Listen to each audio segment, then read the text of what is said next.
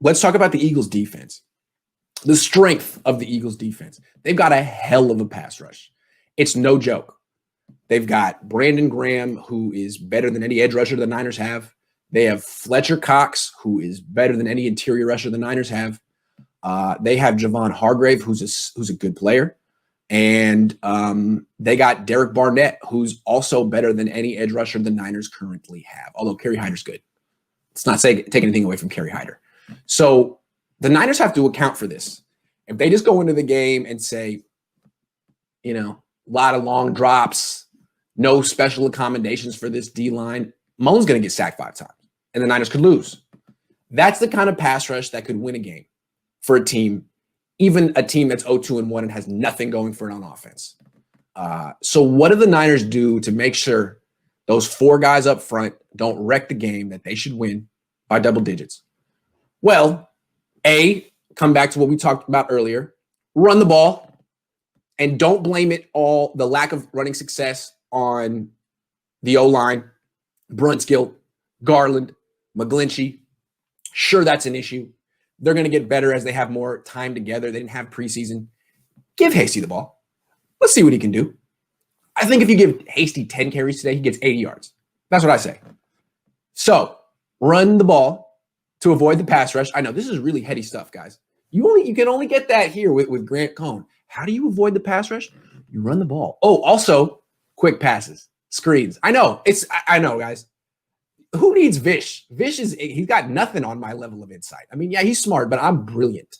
You run the ball, you throw screens against a good pass rush. The thing about, I mean, that's what they got to do. If they have these deep drops in their passing game, they're asking to lose. They're basically being pretty arrogant. Like there's no strength to the Eagles. They can just come in and do whatever. They're an NFL team. Fletcher Cox is a great player. Brandon Graham's a great player. I think just like last week, what we saw from the Niners against the Giants, similar, what they got to do this week. If the run game doesn't work early, Nick Mullins could struggle in the first half. Remember, against the Giants, his quarterback rating was 75 in the first half. And what the Niners had to do was just hold the ball, have long drives, and wear out the defense. So by the second half, the game was starting to get out of hand. The Giants pass rushers were tired, and all of a sudden, Nick Mullins had all the freaking time in the world, went 11 for 12 in the second half. The Niners can do that to the Eagles, too. The Eagles are 0-2-1.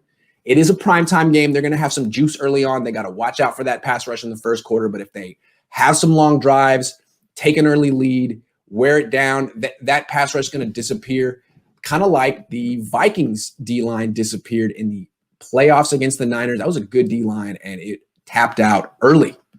That's what the Niners need to do. And they have experience. They can do that. And again, if the freaking Rams can run for 191 against the Eagles, then that's the bar. I mean, I'm imagining Kyle Shanahan showing the Niners a lot of clips of that particular game from 2 weeks ago. Look what the Rams did. That's our division rival. We're better than the Rams, right? Right, guys? Right, men? Well, let's do that. Let's run for 200 against them. Let's put up 40 against them. It's a very confident team right now, and they don't think they're going to be squeaking out wins just because they don't have Jimmy Garoppolo. They put up 36 last week. They could put up 40 in this game. They handle biz and don't get greedy on offense with a lot of deep throws and deep drops that invite the pass rush to wreck up the game.